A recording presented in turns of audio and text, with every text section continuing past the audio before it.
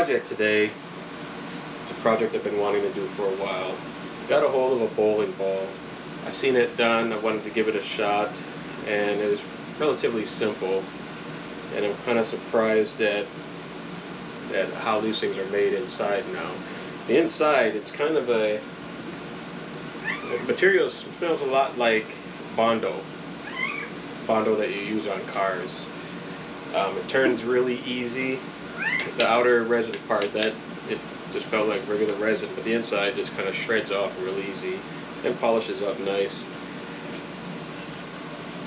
I think it's something I'm going to do a little bit more. I've got a line on some more bowling balls and trying to find some that have cool patterns to them. This one was a 15-pound ball.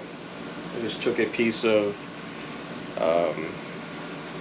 scrap that I had laying around, stuck it to it so my Nova could fit into it, hot glued it, held it pretty good. Didn't fly off once. All in all, I'm kind of pleased with this project. I look forward to doing many more. Once again, JoJo and I thank you for tuning in.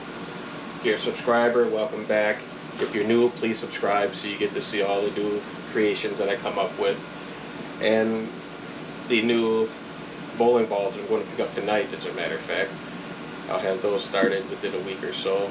I've also got a few projects in mind. I've got a lamp shade. I just picked a lamp up at the Goodwill. Goodwill is where I got it from. No shade, tap light. I think I've got some pretty cool plans in store for that. So yes, thank you for watching. Subscribe, and I'll see you again.